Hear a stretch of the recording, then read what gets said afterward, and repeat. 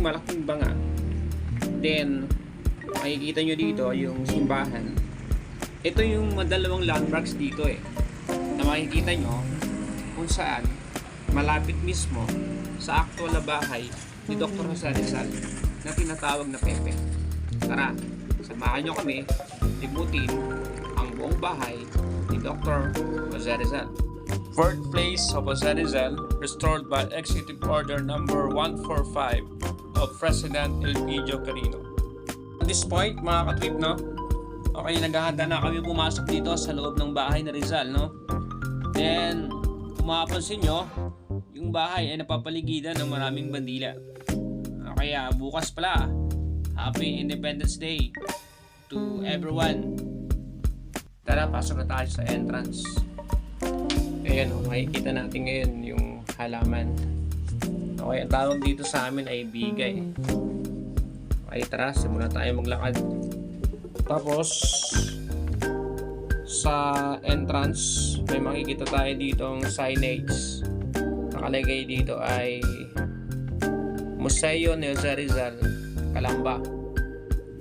Pero bago tayo pumasok sa entrance, may makikita pa tayo itong karawahe ng mga merkado o karawahe na Rizal nung bata pa siya, siguro no, hanggang sa paglaki niya sinasakyan niya.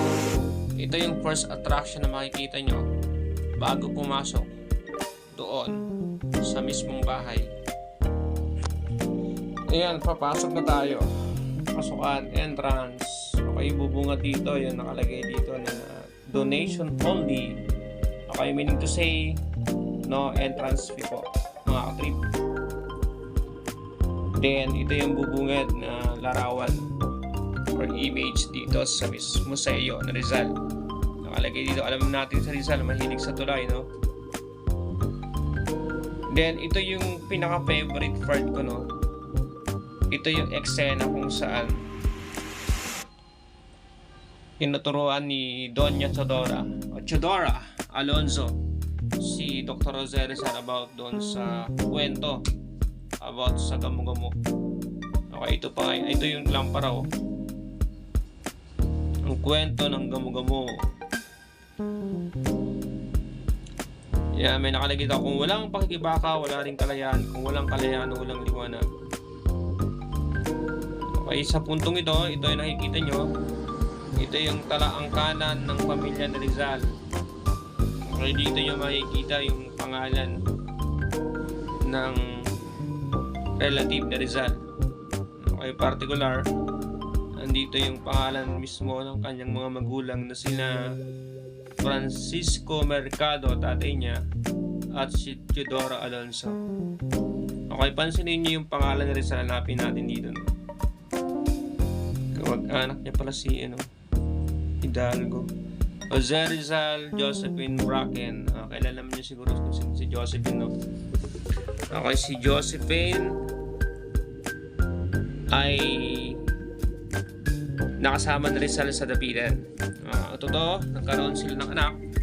Kaso, nung ipinanak ni Josephine yun, namatay. Ito naman, okay, ito yung Calamba, 742 to 1898. O yung progress ng Calamba from 742 to 1898.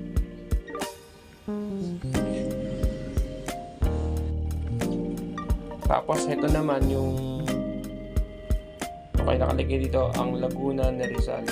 Okay, ito yung Laguna. Ito yung mga bumubuo na lalawigan sa Laguna. Ay, nakalagay Santa Rosa, Cabuyao, Calauan, Nagcarlan, San Pablo. O syempre, hindi mawawala dito San Pedro, Santa Cruz, Paete. Ayan. Ayan, ito yung parang ito, napakaganda ng pagkakagawa dito, no? Jose Rizal. Sige, lakad lang tayo. Hindi ko alam ang tawag dito. Ito, makikita natin dito yung mga larawan ng mga magulang na Rizal. Ito si Mercado, si Alonso. Francisco Mercado at Teodoro Alonso.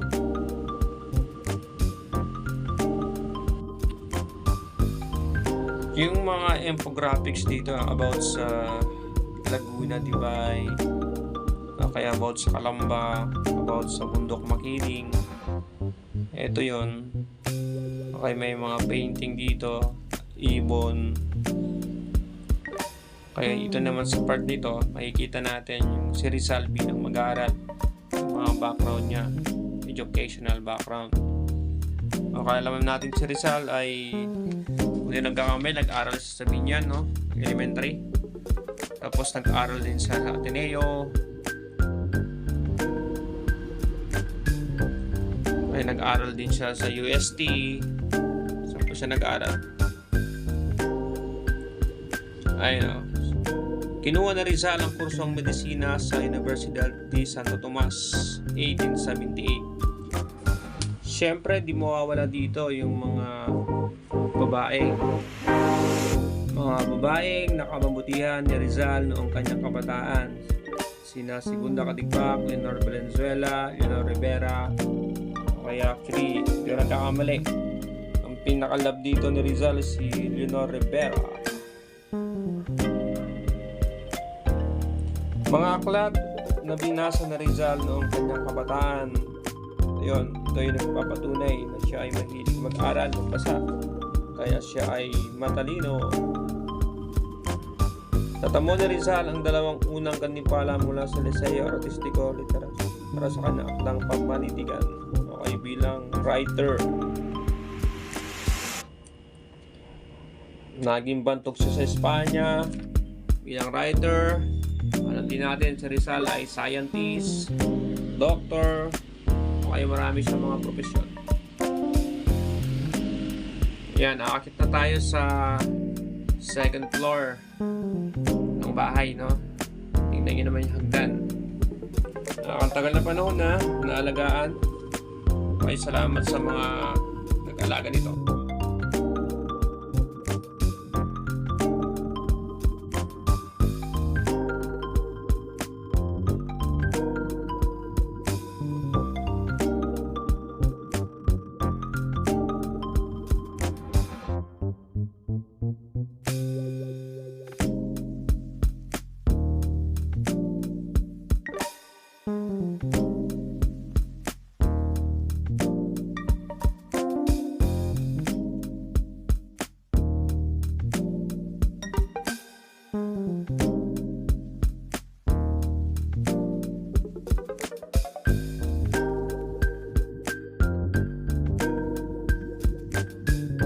Ito naman yung family dining room ng pamilya Mercado.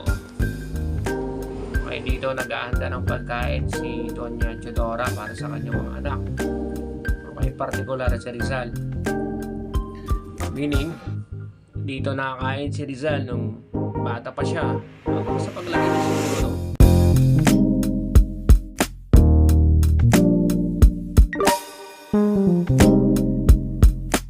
This area, yung kitchen naman. Okay, makikita nyo yung mga kagamitan dito na ginagamit sa panluto. Narito rin po yung kanilang plancha. Nilalagyan ng uling para uminit. Ayan yung mga gamit nila sa panluto. Dito nagluluto yung kanilang cook. Dito madalas niluluto yung mga paboritong pagkain ng pamilya Mercado. Siyempre, paboritong pagkain ni Rizal. Ayan nyo, kung ganito naman yung mga gamit mo, no? Napaka-organic. Eto, tingnan nyo yung kutkura, no? Ayun, no? Sa parting ito naman, ito yung passage na kumokonekta sa kitchen, sa dining room, at doon sa sala. Okay, ito yung dining room sa bandang kanan ko. Ito naman yung exit area. Ayan po, ang kanilang terrace. And kung di hindi ako nagkakamali, ito yung part naman kung saan ito yung pinakasala ng pamilya, kung saan sila nagkakatipon, mga kakapatid, mag-anak po.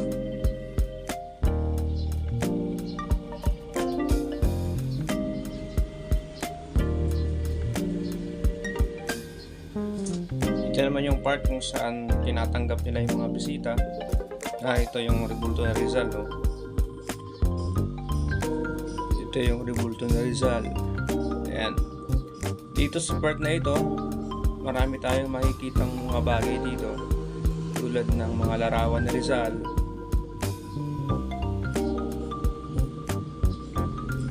Meron dito mga lamesa, upuan, banga. Ito ba? Ayun, si Rizal. Isang larawan, papakita na sinisilbihan siya, bibigyan siya ng pagkain. Dito naman, kaya may pinipermahan siya. Ito na yon, ito na yung pinaka-highlight dito eh. Isa sa pinaka-highlights. Ito yung kwarto or bedroom na Rizal. Nakalagay dito, boys bedroom. His older brother Pasiano, with an age difference of 10 years, let him sleep on the bed, and he was the only one with yaya named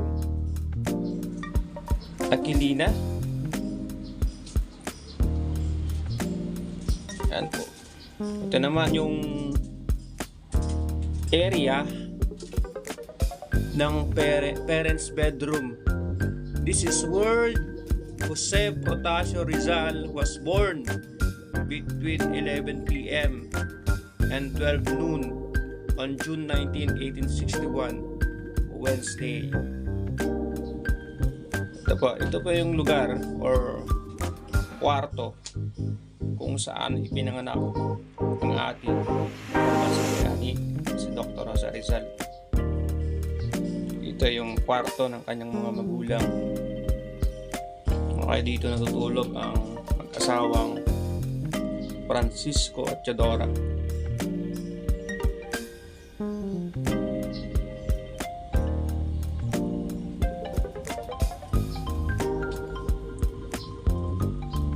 Yan, ito yung passage naman na kumukonekta sa boys bedroom, doon naman sa girls bedroom, kung di ako nagkakamali. Okay, basahin natin. Okay, girls bedroom. There is only one bed, as the only one who uses it is the eldest. Yung gumagamit pa ng bedroom dito ay yung pinakamatandang kapatid na babae ni Gato Rizal. Ito yung kabuuan ng kwarto. Tingnan nyo. Kung mapapansin ninyo yung dinding, no? Gawa sa copies. Yung kwarto, pang mayaman talaga. Yung higaan. Yung mga gamit, tingnan nyo mabuti. Ayun, no?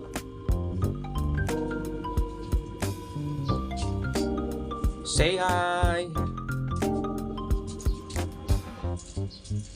Ayun, no? Yan, pabalik na tayo dito sa puntong ito, no? Okay, dito yung nakikita nyo yung hagdanan.